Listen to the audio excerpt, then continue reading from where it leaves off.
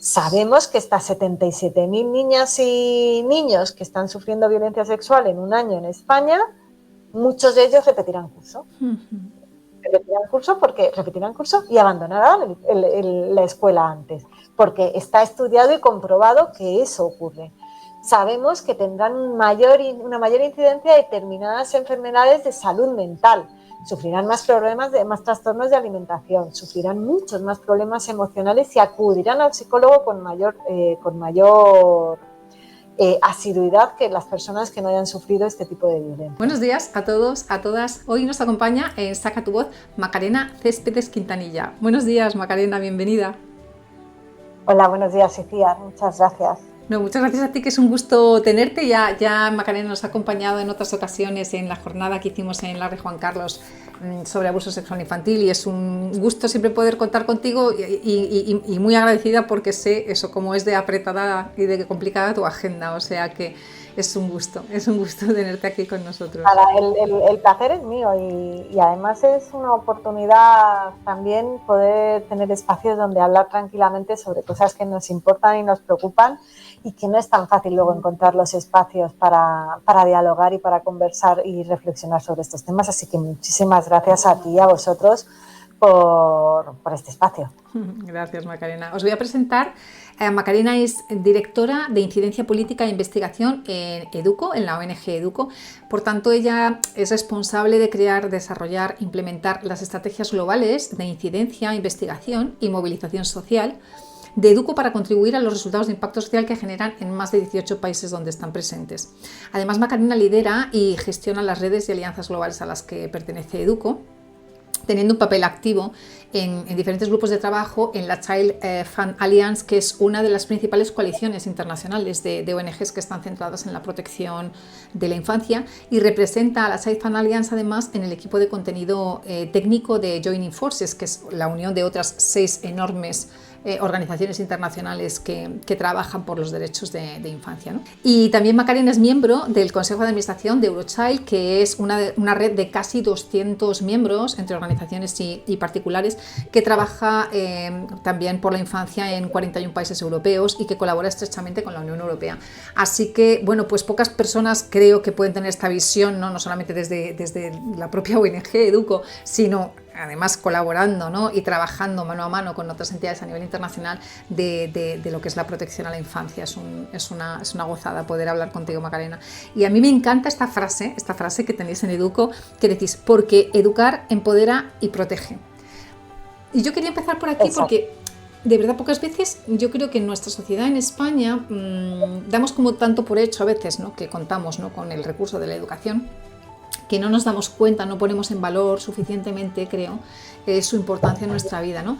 Y yo me he dado cuenta en mi propia vida cuando eso, ¿no?, que había como este desarrollo normal, ¿no?, de disponer de educación, que sin embargo cuando me he enfrentado con un problema, con una situación que para mí era totalmente desconocida, el ser capaz de instruirme y educarme sobre ese problema es lo que me ha permitido tomar responsabilidad para poderlo solucionar, ¿no?, empoderarme frente al problema, ¿no? Entonces me parece tan valiosa la frase que quería empezar por ahí, ¿sabes? Dándoos la enhorabuena por esta frase que aparece en vuestra web, ¿no?, al entrar. Bueno, para nosotros ha sido todo un ejercicio de reflexión. Es cierto que Educo históricamente, Educo es una organización española que tiene más de 30 años de experiencia en el terreno. Y cuando hablamos del terreno hablamos del mundo de la cooperación, que es donde surge, donde nace, con una parte misional enfocada completamente a la cooperación.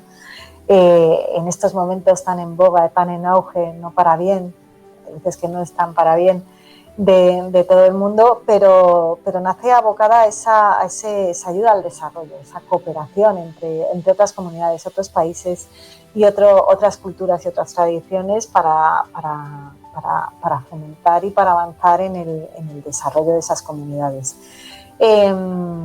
Siempre ha estado con un foco principal en la educación, porque para nosotros la educación no es solo un derecho inalienable de los seres humanos y específicamente de niños, niñas y adolescentes, que es nuestro foco de atención y de trabajo, sino que es el derecho habilitador, es un derecho que permite el disfrute de otros muchos derechos, porque entendemos la educación desde un enfoque que va más allá del puramente académico, que es tremendamente importante, porque cuando es algo tan esencial que está en nuestro día a día y tan básico como que todos vamos al cole, todos tenemos una enseñanza obligatoria, se nos olvida que en el mundo todavía a día de hoy hay muchos millones de personas, 900 millones de personas que no saben leer o escribir, que necesitan alfabeto. Es decir, hay mucha falta de aprendizaje, hay más de 240 millones de niños y niñas que están fuera del entorno educativo y del entorno escolar, y hay otros tantos que no están aprendiendo las nociones básicas. Entonces, el aprendizaje lógico-matemático es fundamental y es una parte indispensable del desarrollo de cualquier ser humano, lo que te va a permitir entender conceptos básicos, prosperar en cualquier tipo de empleo e incluso aprender a firmar y saber qué es lo que estás firmando y cuáles son tus derechos y cuáles no. Es una cuestión básica. Pero la educación va más allá. La educación tiene que ver con la convivencia con otros grupos, en tu familia, con tus amigos. Tiene que ver con lo que se vive y no se vive en el centro educativo, pero también en otros espacios como puedan ser clubes deportivos, entidades de ocio y tiempo libre. O sea, la educación va más allá. Y es esa educación la que te ofrece un entorno protector, un entorno de bienestar, y en la que tú te puedes desarrollar y encontrar ese bienestar que necesitas. Porque nosotros desde Educo, nuestra hoja de ruta son los derechos de la infancia. Es un enfoque que está ahí, es primordial y está sobre todas las cosas, pero junto con el enfoque de derechos de la infancia tenemos el enfoque de bienestar, porque al final uno es lo que es, uno puede disfrutar de sus derechos, es cierto, y esto es individual y no te lo puede quitar nadie, pero uno es lo que es y uno se siente realizado en función a sus relaciones y a cómo te sientes con lo que tienes, con lo que te rodea y con las personas con las que convives. Y ahí ese enfoque de educación desde los derechos de la infancia y desde el bienestar es fundamental. Totalmente, Macarena. El otro día, precisamente, en una entrevista que le hacía a Alba Aguilaotero del grupo de investigación de Grevia, de Noemí Pereda, ella acababa un poco, digamos, la entrevista concluyendo esto que comentas, ¿no? Que para ella la educación era absolutamente primordial, y decía, de la mano de lo que es este bienestar emocional que podemos conseguir gracias a los vínculos, ¿no? que creamos. Entonces es que es absolutamente vital, o sea, va con nosotros. Y hay una cosa que me encanta, que pocas veces he visto, la verdad, y que como que me mueve especialmente, que es el tema de que medís desde vuestra ONG, el impacto social que sois capaces de generar en los niños, niñas y adolescentes. Claro, mira, yo estos años anteriores de mi vida estuve codirigiendo la cátedra de inversión de impacto en la Universidad Autónoma, y la inversión de impacto es una inversión financiera que busca, además de la rentabilidad financiera, generar un impacto social y medioambiental, o sea, contribuir a la solución de un problema social y medioambiental. Y era absolutamente básico en nuestra hoja de ruta como cátedra y dentro del máster de inversión de impacto enseñar a las entidades a medir su impacto social, porque decíamos, no podemos ir a pedir financiación a quien sea sin decirles, es que yo estoy generando, con las actuaciones que voy a hacer gracias a vuestro dinero, estoy generando este impacto. Entonces, pocas veces he visto tan claramente, me he encontrado que tenéis ahí vuestra teoría del cambio, vuestros indicadores en función de los ODS, tal. Entonces, me ha emocionado. O sea, cuando lo vi el otro día dije, wow, qué bien, ¿no? O sea, qué gran avance el mostrar esta transparencia y el hacer este ejercicio, no solamente de verdad, de generar impacto, sino de medirlo, ¿no? Claro, es todo un reto, ¿eh? Es un reto para las organizaciones, sí. No solo para Educo, para todas las organizaciones. Y Educo lleva muchos años, lleva los últimos 5 años trabajando muy duro para poder tener esta medición del impacto social en base a un marco muy amplio, que es el marco de impacto global de la organización, ¿vale? Sí. Nosotros tenemos digamos lo que es como una estrategia a 10 años. Esto es muy osado decirlo en el contexto en el que nos movemos actualmente, que parece que cada día, cada semana, cada hora te cambian las cosas y tienes que reinventarte una y otra vez, ¿no? Pero sí es cierto que como organización decidimos hace 5 años tener este marco de impacto global, que es una hoja de ruta, un marco amplio donde dibujamos la teoría del cambio, donde dibujamos dónde queremos contribuir y a qué queremos contribuir y cuál es nuestra visión de lo que nuestro trabajo tiene que llegar a suponer dentro de lo que nos gustaría que fuese las sociedades con las que trabajamos, los niños y niñas con las que trabajamos en el futuro. Y es cierto que ahí nos enmarcamos muy mucho en la Agenda de Desarrollo Sostenible, en los Objetivos de Desarrollo Sostenible y en sus metas, en poner indicadores, intentar cuantificar o tener claro cuál es el impacto que queremos tener y cómo lo hacemos. No es una tarea sencilla y es algo muy laborioso, sobre todo porque lo hacemos a nivel global. Todos nuestros proyectos tienen una medición, tienen una evaluación, tienen evaluaciones intermedias, finales, un proceso de aprendizaje, una sistematización para ver lo que hemos aprendido, cómo podemos mejorarlo. Es la medición que habitualmente hacemos todas las organizaciones y lo que intentamos es a través de esa lectura individual de proyectos y a través de un sistema de medición de impacto global que es más aleatorio y que busca diferentes proyectos en su parte final, saber cómo estamos contribuyendo a las mejoras reales que podemos observar. Y esto es importante porque es cierto que lo hacemos desde un enfoque contributivo, es decir, no es Educo quien genera un cambio social. Sí. O no es Educo quien lo genera en exclusiva, es Educo quien lo genera trabajando con las comunidades, con las administraciones, con los ministerios, con las entidades locales, con otras organizaciones locales y otras organizaciones que trabajan en lo mismo que nosotros. Entonces, es un tema que nos está costando, pero que vamos avanzando, vamos teniendo nuestros primeros reportes de impacto social en base a los resultados de impacto social. Me salía una RIS, que es como lo hablamos, sí. Lo abreviamos en Educo, y vamos midiendo esos resultados y vamos midiendo lo que vamos consiguiendo o no. Pero te diré, es cierto que como organización, y en verás que hablo mucho del contexto, pero es que estamos muy metidos en las discusiones sociales y políticas que hay ahora mismo en estos momentos en la calle. Como organización, todo lo que tiene que ver con la inversión de impacto también nos interesa, porque tenemos que poner de relevancia que la inversión con impacto social es buena, se puede hacer, es socialmente responsable y es una vía de financiación de todas estas causas y todos estos temas que al final, de una u otra forma, todos queremos contribuir a ellos. Y ahí las organizaciones de la sociedad civil, las ONGs como Educo, jugamos un papel importante porque es cierto que estamos a pie de cañón, estamos en la base de los problemas, con las personas que padecen esos problemas y con una visión y un enfoque diferente al habitual en todo este mundo de inversiones y de generar impacto que la parte social tiene que tener un rol y nosotros ahí podemos aportar una visión diferente. Pero ya te digo, en ello estamos, para nosotros es básico y es básico para la supervivencia como organización y para realmente reconocer que nuestro trabajo tiene un valor y que ese valor se puede medir y está ahí. Así que en ello estamos y avanzando. Totalmente, enhorabuena. Yo de verdad que, mira, hace relativamente poco me contactó precisamente por echar de menos ese máster de inversión de impacto de la Autónoma que creamos, el director del Fondo de Inversión de Impacto que ha creado Cofides, que lo que está haciendo es canalizar 400 millones de euros de los fondos Next Generation para invertir en impacto social, entre otras en ONGs, todo tipo de asociaciones que estén contribuyendo a la solución de problemas sociales.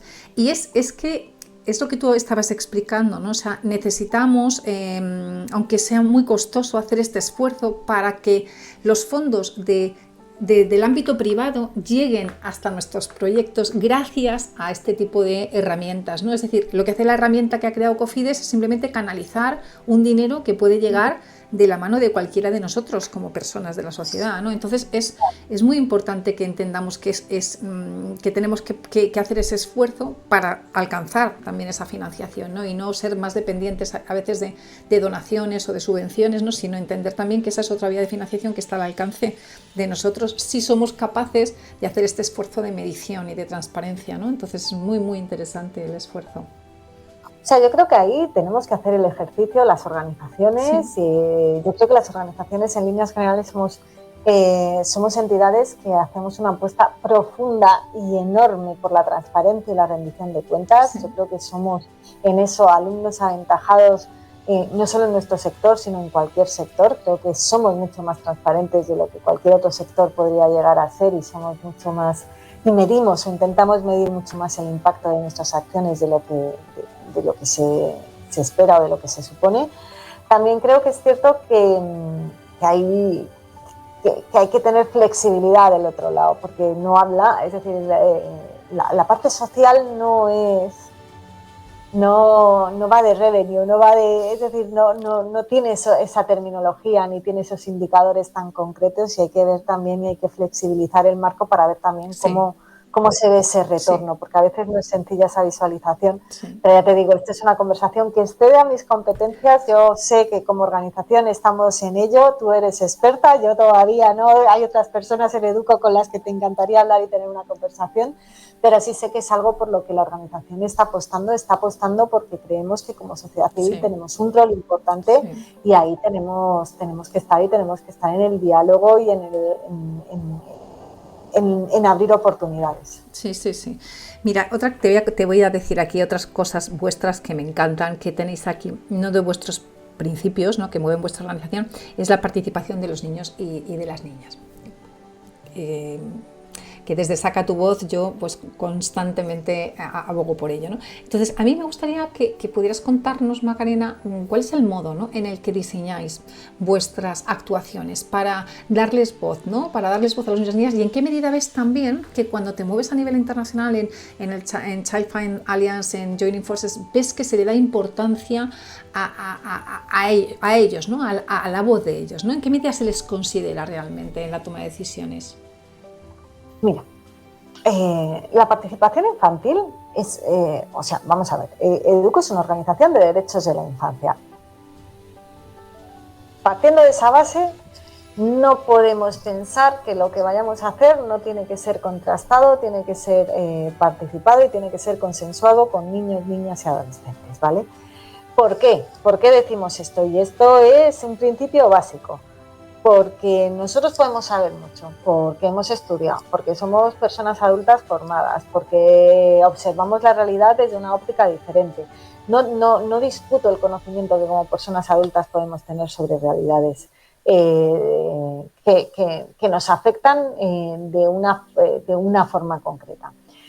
Pero la vivencia particular del niño, de la niña o del adolescente sobre lo que le está impactando en su vida y sobre lo que él está viviendo, sufriendo o disfrutando es única. Y no podemos buscar soluciones si no entendemos cuál es el impacto de esa realidad. Yo siempre cuento lo mismo cuando hablo de participación. Hace muchos años en un proyecto, estábamos diseñando un proyecto fuera de España, en una comunidad en la India, en una comunidad de la India, de reconstrucción de una serie de viviendas que habían quedado destruidas. Y cuando estábamos diseñando las viviendas o cómo iba a ser el nuevo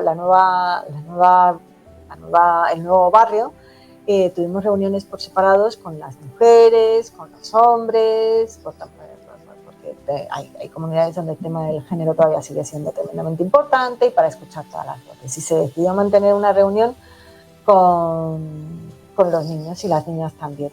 Y ahí había una demanda constante por parte específicamente de las niñas de que querían habitaciones con cerrojos. Claro, cuando tú empiezas a oír tantas veces lo que alguien te está diciendo, tienes que profundizar, porque hay un indicador de que algo está pasando. Tú nunca hubieses puesto cerrojos en unas casas, ¿no?, en hogares. Y la historia es que al final, a través de la profundización, lo que vamos a descubrir fue los casos de abuso sexual que se producían dentro del hogar, dentro del entorno familiar, hacia niñas por parte de adultos de las mismas familias, ¿vale? Bueno, esto es un ejemplo de cómo escuchar a los niños te abre modos de ver las cosas. Porque tú preguntas algo que no tiene nada que ver con nada, probablemente, es decir, que tiene que ver con cómo te gustaría que fuese tu casa, y acabas encontrando un abanico de cosas que ocurren, buenas algunas, horribles otras, pero que son la realidad de esos niños y de esas niñas. Sin hablar con ellos, sin entender su postura, sin entender sus soluciones, es imposible que tú puedas al final tener un impacto positivo en sus vidas. Así que la participación infantil es esencial. Ahora, la participación infantil requiere saber de participación. Y esto no es de participación, y expresamente de participación infantil. Y hay veces que damos por hecho que sabemos mucho de participación, y yo hay veces que le digo a los propios adultos de mi entorno y de mi contexto que me rodean, que lo de la participación lo tenemos así. Porque como ciudadanos activos de nuestras sociedades deberíamos participar mucho más, siempre lo digo, en muchos más procesos de lo que lo hacemos. Es decir, la participación tiene que ser algo que se aprende, y que se aprenda desde muy temprana edad. Se aprenda a hablar en público, se aprenda a discutir públicamente, a tener proyectos y presentar proyectos y confrontarlos con otros proyectos. Y todo eso se tiene que aprender a escuchar activamente al que tienes enfrente. Y lo tienen que aprender los niños y lo tenemos que aprender los adultos. Y en este caso en concreto, además, los adultos tenemos que aprender a cómo se hacen procesos participativos y cómo escuchamos a niños y niñas. Porque su estructura mental es diferente, ni mejor ni peor, ni más buena ni más mala, sino diferente, porque están en una edad y desde un momento de desarrollo diferente, y la nuestra también. Entonces tenemos que poner herramientas que faciliten esa participación. Pero es indispensable, si tu misión es trabajar por cambiar y las cosas que hacen daño o que vulneran los derechos de la infancia, es indispensable trabajar con niños y niñas. Y esto desde todos los ámbitos en los que yo trabajo, tanto aquí en España como en cualquier ámbito global, es fundamental. Es más, dentro de la alianza Child Fund es una de las prioridades, fomentar la participación de niños y niñas. Dentro de Joining Forces, una de las campañas, o la campaña principal de Joining Forces y el Call to Action es cómo prevenir la violencia contra la infancia a través de la participación de niños y niñas, porque la participación, el saber participar, el poder hablar públicamente, es una herramienta de autoprotección. Y dentro de Eurochild, que es la plataforma de organizaciones de infancia europea, de la que tengo la suerte y la fortuna de ser parte del board, la participación infantil es intrínseca. Es más, ahí no se habla de darle voz a los niños y niñas. Las ONGs de infancia no hablamos de darle voz a los niños y niñas, porque ya tienen voz. Lo que hay que hacer es escuchar esa voz y en última instancia servir de altavoz para que todos podamos escucharla claramente. Pero es importante, no es un proceso sin más, no es algo que hagamos porque se tenga que hacer. Tiene que ser un proceso rico, conlleva mucho tiempo, conlleva mucha paciencia, conlleva mucho aprendizaje, conlleva ritmos muy diferentes a los que los adultos estamos acostumbrados, pero es un proceso absolutamente enriquecedor. Totalmente, y además, como decías tú antes, desde nuestro propio aprendizaje de adultos, de verdad de hacer un respeto profundo a lo que ellos tienen que decirnos, empezando por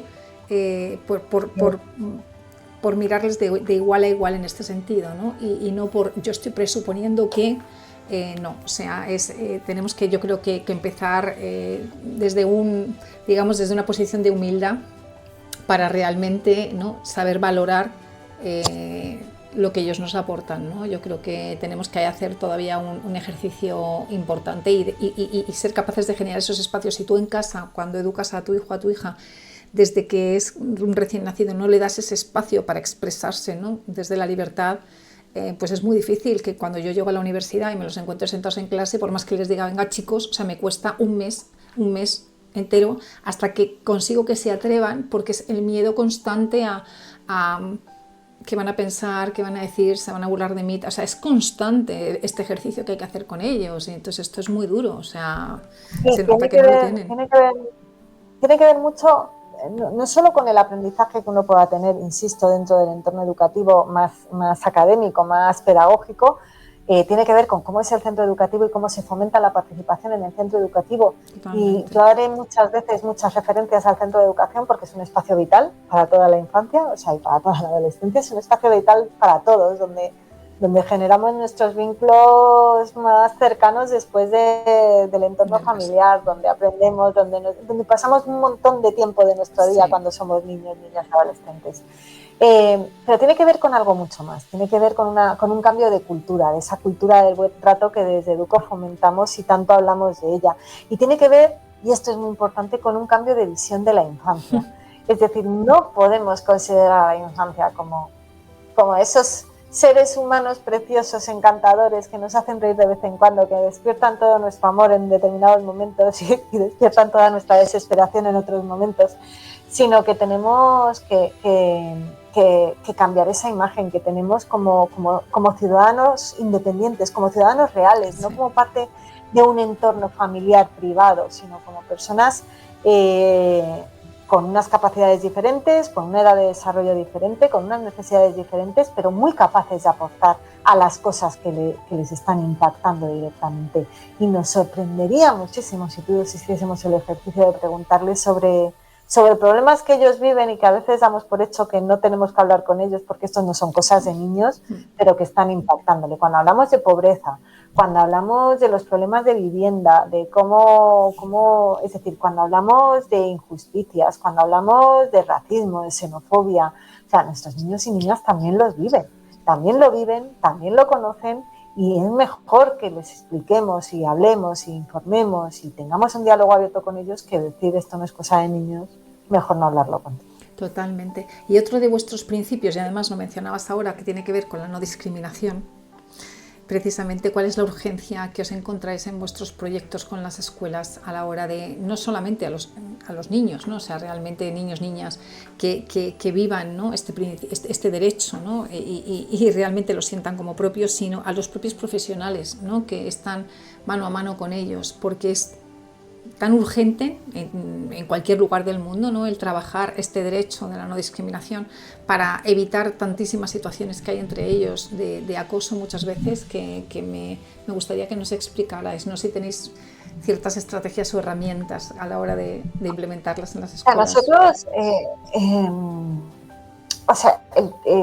la no discriminación, la Convención de los Derechos de la Infancia tiene una serie de principios. La no discriminación es uno de esos principios, es decir, esto no va de unos u otros. Esto, cuando hablamos de niños, niñas, adolescentes, cuando hablamos de seres humanos, hablamos de todos los seres humanos. Pero cuando hablamos de infancia, hablamos de toda la infancia. No hay diferencia entre los derechos para un niño en un país que para otro niño en otro país.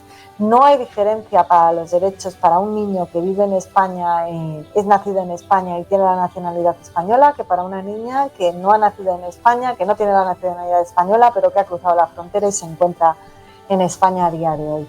No hay niños o niñas ilegales, no hay niños o niñas que están en... No. Todos los niños y niñas que están en un contexto y en un territorio tienen una serie de derechos. Esos derechos están por encima de cualquier situación legal y tienen que ser garantizados, pase lo que pase y ocurra lo que ocurra.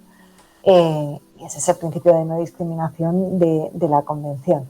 Dicho esto, lo que sí ocurre es que nos encontramos que en el día a día y en la realidad sí existen poblaciones mucho más vulnerables. Y existen poblaciones vulnerables desde muy diferentes ópticas y desde muy diferentes aproximaciones. Es decir, existe la vulnerabilidad socioeconómica. Cuando tus condiciones socioeconómicas o las de tu familia te generan una segregación diferente, cuando es discriminatorio tener menos recursos para poder acceder para poder acceder a actividades de ocio y tiempo libre, para poder acceder a actividades extraescolares, para poder acceder al comedor escolar. Es decir, ¿cómo puede ser posible que en España el comedor escolar cueste lo que cueste y haya muchísimas familias que pudiendo y necesitando, es decir, que no puedan ir al comedor escolar aunque lo necesiten y aunque quieran llevar a sus hijos al comedor escolar, pero no tienen cómo afrontar ese pago y no existe un sistema de becas y ayudas que te garantice que todas esas familias vayan.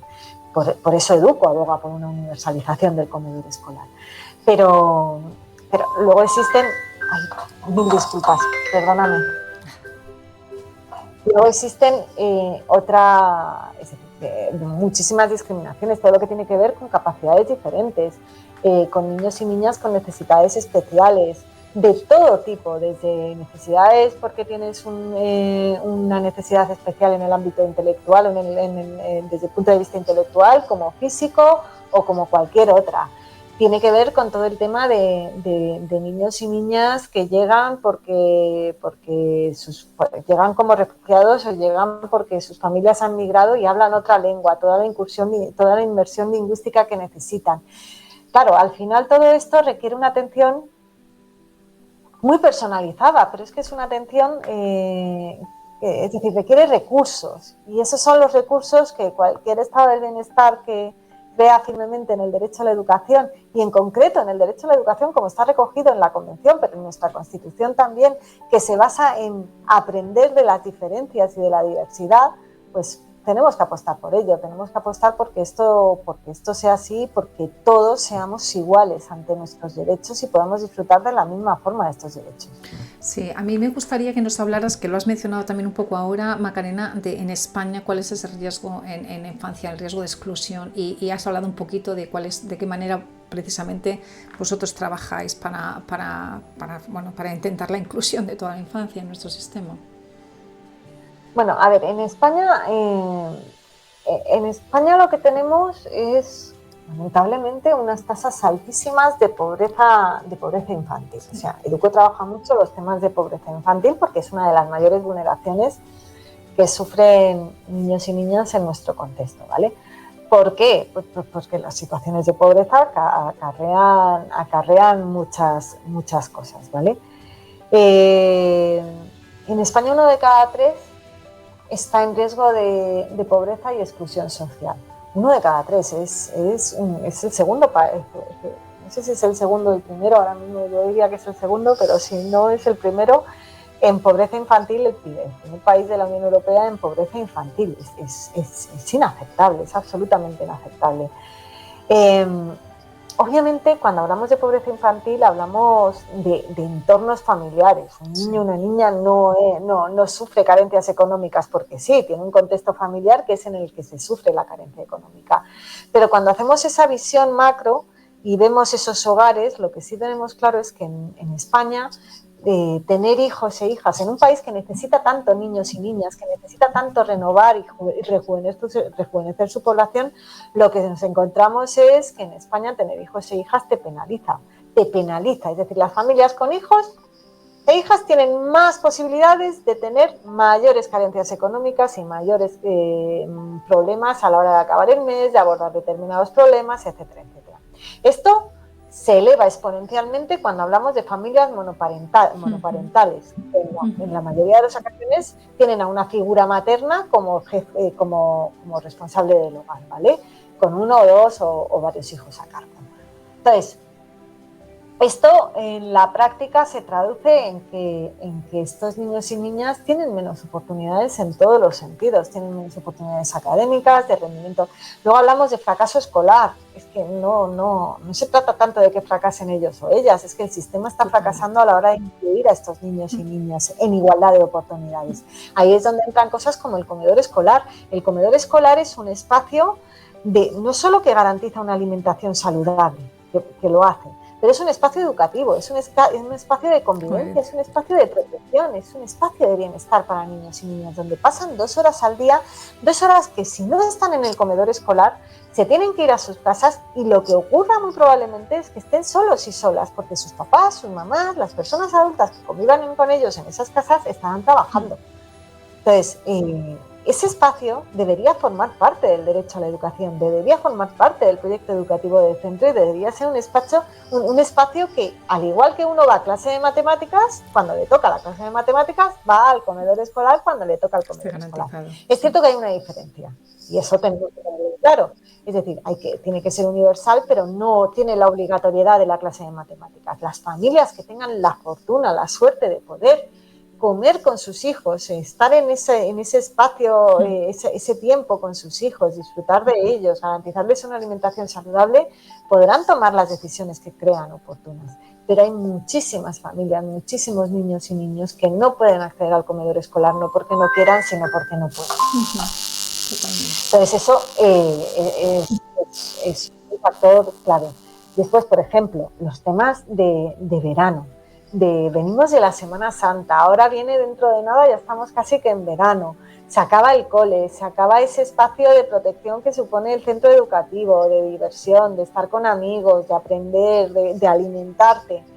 Y la oferta educativa que nos encontramos, la oferta educativa de ocio y de tiempo libre que nos encontramos, pues todos los que tienen hijos saben lo carísimo que es y qué haces con los niños y niñas durante casi 80 días que dura el verano, que no tienen cole y que cualquier cosa te cuesta a la semana 300 euros como poco por niño o niña. Pues es que volvemos a tener el mismo problema. La oferta que hay para aquellas familias que no tienen esta capacidad de afrontar este gasto es muy limitada. Esto condiciona mucho la intensidad laboral del hogar, porque alguien tiene que dejar de trabajar, porque alguien tiene que cuidar a los niños, o en última instancia los niños más mayores se quedan solos, pero entonces tiene un impacto también porque son familias que no pueden irse de vacaciones, son niños y niñas que viven en casas que no están acondicionadas para aguantar las temperaturas de calor, igual que no lo están para aguantar las temperaturas del frío. Tenemos que trabajar todo eso y esto llevamos años diciéndolo. El problema es que llevamos muchos años hablando de la pobreza infantil y lamentablemente no estamos consiguiendo cambiar esos porcentajes y esas cifras y que nos dicen que estamos a la cabeza de Europa en pobreza infantil. Es un problema estructural, sí. Por lo tanto requiere medidas sistémicas, requiere políticas públicas dedicadas a tener un impacto real en la vida de estos niños y niñas. Y requiere apuestas sociales importantes. Ahí hay muchas demandas. Yo ya lo he repetido en varias ocasiones. El comedor universal es una política que es asequible, que es posible y que ayudaría a reducir el impacto de la pobreza en muchas de estas familias. La prestación universal por hijo a cargo que las organizaciones llevamos demandando muchísimo tiempo. Está demostrado en otros países europeos que tiene un impacto positivo en la reducción de la pobreza infantil. Es necesario que España tenga una prestación por hijo a cargo porque tiene un impacto real en la vida de las familias más vulnerables, que tiene que ir acompañada, por supuesto, de un tema fiscal y de redistribución, de las rentas, sí, obviamente, pero que tiene que ser una política universal. Y ahí hay medidas que organizaciones de infancia llevamos mucho tiempo impulsando y pidiendo y que seguiremos pidiendo porque consideramos que son necesarias. Totalmente. A mí me gustaría poner ahora el acento, Macarena, en vuestro informe, cuánto cuesta mirar hacia otro lado los costes de la violencia sexual en la infancia y la adolescencia para seguir divulgando, digamos, vuestros resultados y concienciar sobre las consecuencias que trae consigo la victimización sexual, no solo sobre la persona y sobre la sociedad, sino sobre nuestra propia economía, ¿no? Que muchas veces decimos es el Estado como si fuera un ente separado de nosotros, sin tomar conciencia que el Estado somos todos y cada uno de nosotros los que estamos soportando esos costes, ¿no? Entonces, simplemente un poquito, danos un poquito de luz, aunque yo ya te he escuchado sobre esto, sobre lo fundamental que rescatas de este informe tan valioso que habéis hecho con comillas, con la Universidad de Comillas, por favor. A ver, lo voy a intentar. Que hace mucho que no hablo del informe. A ver, Educo, igual que te he dicho que para nosotros el derecho a la educación es fundamental, el otro derecho en el que trabajamos, somos expertos y consideramos fundamental es el de la protección. El de la protección desde un enfoque de buen trato, es decir, el de la no violencia, el del cambio del paradigma de cambiar la cultura del trato hacia una cultura de buen trato. Y no solo eliminar las violencias, que por supuesto es fundamental, sino poner el foco en la prevención de cualquier acción que conlleve posteriormente un acto de violencia. En ese marco nosotros trabajamos muchísimo todo lo que tiene que ver la prevención de cualquier tipo de violencia desde los propios espacios donde niños y niñas están. Es decir, trabajamos con centros educativos, trabajamos con entidades sociales, con clubes deportivos, con todas aquellas personas y entes, no solo las personas, sino la institución en sí, para que tengan políticas de protección, tengan indicadores, tengan mecanismos de respuesta, herramientas para poder tratar y para poder identificar a tiempo y precozmente lo que está ocurriendo y llegar a males mayores, ¿vale? En ese expertise y durante estos años de trabajo, lo que intentamos en su día fue intentar medir el impacto que tienen las violencias contra la infancia, ¿vale?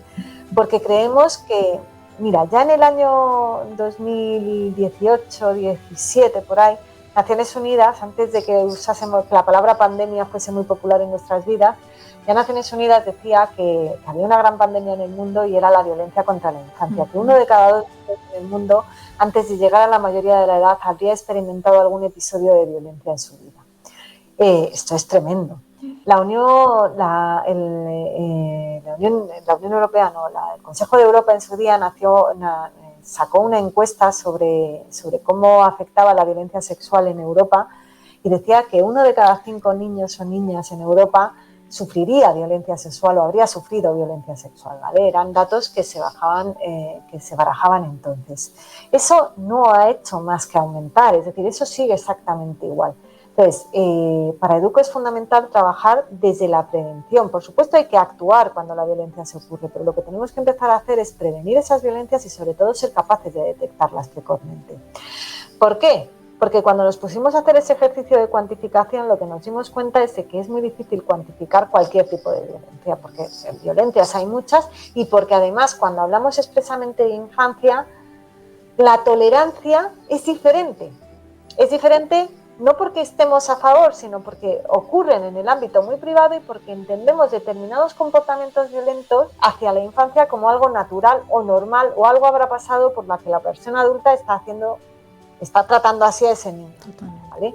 Eso es un cambio completo de paradigma que necesitamos. Entonces, cuando nos empezamos a poner a ver cómo calcular esto, lo que llegamos es a un tipo de violencia que es una de las peores violencias, es una violencia muy agresiva, muy dura y que además es una violencia que por sus características, una vez que se produce una vez, tiene muchas oportunidades, es decir, es altamente reproducible, se vuelve a producir una y otra vez con la misma persona, con la misma víctima, ¿vale? Que es la violencia sexual contra la infancia. Y empezamos a profundizar en ese tema y lo que nos dimos cuenta junto con la Cátedra la Cátedra de Derechos de la Infancia de la Universidad de Comillas, es que es todo un mundo y es un mundo en el que hemos profundizado muy poco y en el que tenemos muy poquita información. Y aun con la poquita información que tenemos es devastador. Es devastador ¿por qué? Porque lo que nosotros hemos hecho en este informe ha sido calcular los costes reales que ha tenido la administración y como tú bien decías, la administración somos todos, es decir, esto es lo que nos cuesta a la sociedad en costes económicos puros y duros, la violencia sexual contra la infancia, de una mínima parte de niños y niñas que la padecen. ¿Y por qué digo esto? Porque los costes económicos ejecutados o gastados por la administración española en el año 2023 los hemos calculado solo a través del número de niños y niñas que han denunciado, que son aproximadamente 9.000. Pero los estudios y los estudios de prevalencia que se han hecho y las estimaciones que se tienen es que en España cada año más de 77.000 niños o niñas sufren violencia sexual.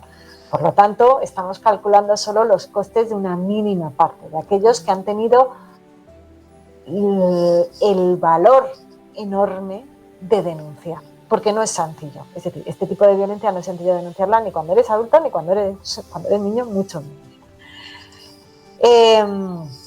Y en base a eso se han analizado los costes sanitarios que se ponen en funcionamiento por los protocolos que se ponen en marcha nada más se produce un tipo de estas denuncias, los protocolos sanitarios, los protocolos judiciales y después se han analizado costes relacionados con temas de protección social y con temas de educación.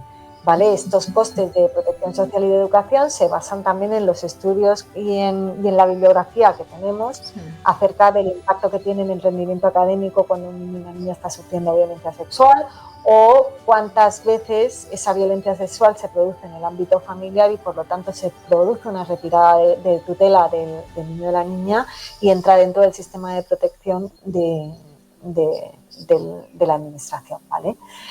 Todo eso lo que nos eleva es una cifra de 1.500 millones de euros. 1.500 millones de euros de coste real, es decir, coste que se ha gastado en el presupuesto de 2023. O sea, ese dinero se ha gastado. Y se ha gastado y hacemos un vínculo directo con la violencia sexual. Es decir, está gastado por todo lo que ocurre debido a que se han producido una serie de casos de violencia sexual. Los mínimos, insisto, los que han sido denunciados. Entonces, ¿qué es lo que hemos intentado? Ir un poquito más allá y decir, muy bien, si lo que te dice la bibliografía y la prevalencia y los indicadores que tenemos es que esto es mucho más amplio, ¿qué nos está costando como sociedad? ¿Qué costes inmateriales estamos generando como sociedad a estos, por esta violencia que no estamos pudiendo detectar precozmente o detectar a tiempo o prevenir, ¿vale? Y ahí lo que hemos hecho ha sido un ejercicio muy duro, ha sido muy complicado, te lo puedo decir, para ponerle un valor económico a los daños inmateriales que produce la violencia sexual. ¿Y a qué nos referimos con esto? Pues le hemos puesto, es decir, como no es posible ponerle valor económico al sufrimiento, tú no puedes. ¿Cuánto cuesta el sufrimiento de un niño o de una niña que está siendo violentada sexualmente en su hogar, en el cole o en cualquier otro espacio? No puedes calcular el sufrimiento. No tienes un valor económico que ponerle a eso. Tampoco tienes un valor económico que ponerle a cómo le va a impactar en su vida adulta y cómo va a establecer sus relaciones. Tampoco tienes la capacidad de saber cuántos de estos niños y niñas que entienden la sexualidad de una forma completamente distorsionada, porque es lo que están experimentando en su vida adulta o no, o en su vida de infancia y de juventud, se convertirán en agresores. Hay cosas que no podemos saber y que sabemos que tendrán un impacto en su vida. Pero sí lo que podemos hacer es calcular los costes que tenemos elevándolos, es decir, sabemos que estas 77.000 niñas y niños que están sufriendo violencia sexual en un año en España, muchos de ellos repetirán curso. Repetirán curso y abandonarán la escuela antes, porque está estudiado y comprobado que eso ocurre. Sabemos que tendrán una mayor incidencia de determinadas enfermedades de salud mental, sufrirán más más trastornos de alimentación, sufrirán muchos más problemas emocionales y acudirán al psicólogo con mayor asiduidad que las personas que no hayan sufrido este tipo de violencia. Sabemos también que serán más propensos a tener adicciones, y por lo tanto eso tendrá un coste también sobre el sistema sanitario. También sabemos que muchos de estos niños, si se detectase las realidades de sus casos, tendrían que ser acogidos por el sistema de protección, por el sistema de protección social de las administraciones. Por lo tanto, eso tendría un coste. Bueno, pues todo eso es lo que le hemos puesto número, que insisto, es una simulación, porque son costes estimados, son costes sobre cosas reales, pero que los hemos estimado.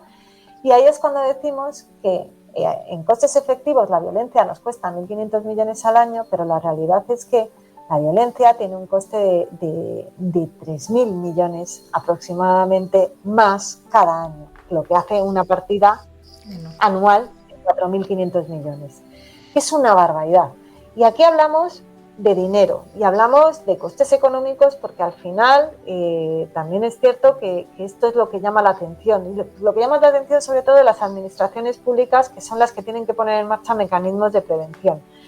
Pero si entendemos que todos esos mecanismos de prevención, todas esas políticas y actuaciones que se ponen en marcha tienen un impacto positivo en la vida de esos niños y de esas niñas, lo que estamos diciendo es que este coste podría ser menor si se invierte en prevención, en mecanismos de detección precoz, y por lo tanto el impacto en la vida de estas personas en su edad adulta sería mucho menor para las sociedades. Absolutamente. Me parece tan vital, porque es si fuéramos capaces de hacer ese ejercicio de invertir este dinero, lo que tú dices, ¿no?, en prevención, en detección precoz, no solamente evitar el problema, sino que es que al evitarlo, la productividad de esas personas, la manera en la que se relacionarían, o sea, generaría al final un crecimiento de la propia sociedad y del propio país, ¿no?, con lo cual sería exponencial el crecimiento que habría gracias a evitar el problema, ¿no?, como sociedad. Entonces me parece muy, muy, muy revelador vuestro estudio y de verdad os doy la enhorabuena otra vez porque me parece vital poner luz sobre esto, a pesar de lo que tú dices, de la dificultad de ser capaces de monetarizar cosas que, bueno, pues que son tremendamente complejas porque no hay manera, ¿no?, de ponerle números en realidad. Y yo quería, para acabar, Macarena, que pusiéramos un poquito el acento en algo que has ido mencionando a lo largo de la entrevista, y es la importancia de que cuando yo consigo generar esos entornos de buen trato y darle la educación que todo niño, a la que todo niño y niña tienen derecho, entonces somos capaces de ayudarles a que desarrollen un proyecto de vida, ayudarles a que se inserten en la sociedad como personas que son capaces de tener una vida saludable, que son capaces entonces de generar un medio ambiente y sociedades pacíficas y sociedades inclusivas. O sea, que al final el impacto no solamente estamos dando educación, a los niños les estamos protegiendo la violencia, como decías, o generando ese entorno seguro, sino que es que al final como sociedad somos capaces de ganar todos, ¿no?, y todas, que al final no debería hacer falta, ¿no?, que lo hiciéramos por conveniencia propia, pero que incluso es por conveniencia propia, ¿no?, el que cada adulto y cada adulta nos responsabilicemos, ¿no?, del bienestar de los niños y de las niñas, ¿no? Bueno, a mí me parece que es una responsabilidad, es decir, es la mayor de las responsabilidades que tenemos. O sea, los niños y las niñas de hoy no son solo niños y niñas, son ciudadanos de nuestras sociedades. Es decir, la única diferencia entre ellos y nosotros es que nosotros votamos, los adultos, las personas mayores de 18 años, y ellos no votan. Eso marca una diferencia porque es cierto que después en las prioridades políticas ahí están las diferencias. Pero dicho esto, es fundamental tenerlos en cuenta en absolutamente todo. Es fundamental que entendamos que lo que nosotros trabajamos ahora no lo trabajamos para que ellos puedan disfrutarlo en el futuro. Y no solo ellos, es que lo que estamos trabajando ahora es para que todos como sociedades en un futuro seamos sociedades mejores, que todos entendamos que hay una correlación entre lo que ocurre en mi país, lo que ocurre en otros países, pero hay una correlación entre lo que yo hago o estoy pensando en hacer para el futuro y en lo que los niños y niñas están viviendo ahora y necesitan que se haga ahora. Y ahí pues tenemos que trabajar de la mano y tenemos que trabajar conjuntamente y tenemos que entender que no se trata de ellos y nosotros, sino de todos conjuntamente. A mí me llama poderosamente la atención cuando, por ejemplo, se habla del futuro. En grandes cumbres, en grandes foros se habla de futuro y no se tiene en cuenta la voz de la infancia cuando hablamos de futuro, y estamos ahí, señoras y señores muy mayores, hablando del futuro, de un futuro en el que nosotros lamentablemente pues bueno, nos queda tiempo, pero no nos queda tanto tiempo como para hablar de ese futuro. Me preocupa cuando hablamos de crisis climática y no tenemos en cuenta también qué opinan niños y niñas o qué tienen que decir ellos. Crisis climáticas que no nos pillan tan a desmano, que no nos pillan tan lejos, que acabamos hace 6 meses que ocurrió una dana en Valencia y nos hizo ver de cerquita lo cerca que nos puede impactar todo este cambio climático, y lo olvidados que están los niños y niñas en toda esta gestión de esa crisis, cuando han sufrido uno de los mayores impactos. Es que hay niños y niñas en Valencia, que está aquí al lado, que todavía siguen yendo a barracones porque no tienen dónde ir, es decir, todavía hay centros escolares completamente destruidos. Entonces, tenemos que tener en el enfoque, tenemos que tener en cuando ponemos en marcha políticas públicas, tenemos que tener claro el impacto que esto tiene en un sector de la población que es importante y que es grande, que es ese sector de la población infantil al que las cosas también les afectan, al que necesitan una respuesta a sus necesidades y con el que tenemos que contar a la hora de poner en marcha programas y respuestas para que estos sean realmente efectivos y tengan el impacto que queremos. Entonces, es una responsabilidad que tenemos absolutamente todos, o sea, y que tenemos todos, y no porque sea un favor y porque sea algo que hacemos por su bien en el futuro, no, perdonen, es que son ciudadanos activos, son de pleno derecho, y es más, tienen una protección especial por su condición de estar en desarrollo. Y esa protección está por encima de todo lo demás. Pero en esa protección, además, en esos derechos hay que garantizar su participación, hay que garantizar que lo que se haga cumpla con lo que ellos necesitan y con lo que nos están demandando. Sí. Muchísimas gracias, Macarena. No sé si quieres alguna cosa que no hayamos mencionado decir, que tengas, que digas, mira, esto sí o sí habría que darle visibilidad también.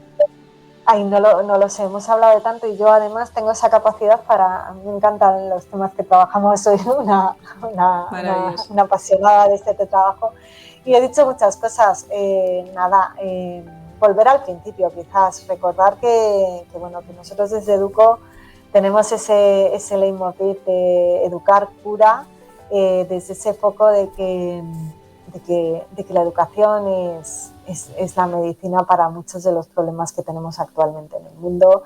Esa educación desde un sentido mucho más amplio, es entendernos y relacionarnos desde una perspectiva de buen trato, el entender que todos somos diferentes, pero que al final todos buscamos lo mismo, que es la vida digna, la buena vida, y que esta tiene que estar al alcance de todos, y que eso pasa por una educación en el más amplio sentido de la palabra, una educación que nos ayude a cooperar, que nos ayude a trabajar conjuntamente, que nos ayude a comprometernos y a ser solidarios, y por entornos en los que uno pueda crecer y vivir libre de cualquier tipo de violencia.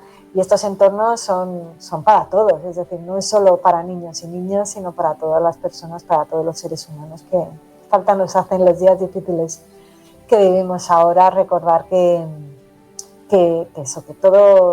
todos merecemos esa vida que soñamos y que queremos, y que no debe ser difícil conseguirla, porque en el fondo es vivir dignamente y con las condiciones que hagan que esa vida sea digna. Que todos merecemos. Muchísimas gracias, Macarena, de verdad, te lo agradezco mucho.